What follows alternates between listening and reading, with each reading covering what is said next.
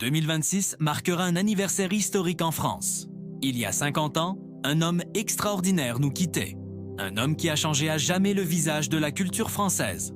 André Malraux, né en 1901 à Paris, écrivain génial, prix Goncourt pour son chef-d'œuvre La condition humaine en 1933.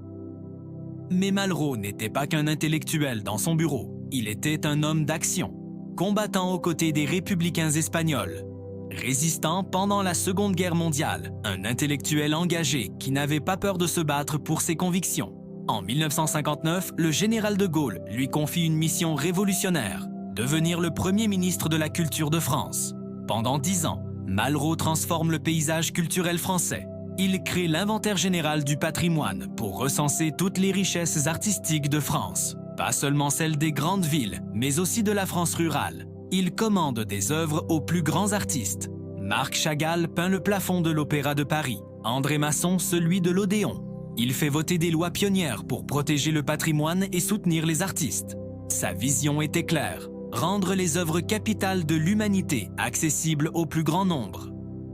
Le 19 décembre 1964, Malraux prononce l'un des discours les plus mémorables de l'histoire de France lors du transfert des cendres de Jean Moulin au Panthéon. Entre ici Jean Moulin avec ton terrible cortège. 32 ans plus tard, le 23 novembre 1996, c'est lui qui entre au Panthéon.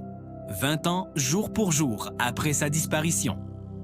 Le 14 novembre dernier, Rachida Dati, ministre de la Culture, a annoncé que 2026 sera l'année Malraux. Un hommage national et international, des expositions, des colloques, des spectacles, des projets pédagogiques, partout en France et même à l'étranger. Le musée d'art moderne André Malraux du Havre présentera une exposition majeure. Les éditions Gallimard, Flammarion et Grasset rééditeront ses textes. À New York, un festival lui sera consacré. L'objectif ? Faire découvrir aux nouvelles générations cet homme aux multiples visages. L'écrivain, le résistant, l'homme politique, le visionnaire.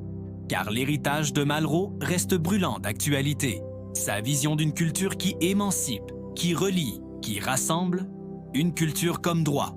Une création comme expression de la liberté humaine. La culture ne s'acquiert pas, elle se conquiert.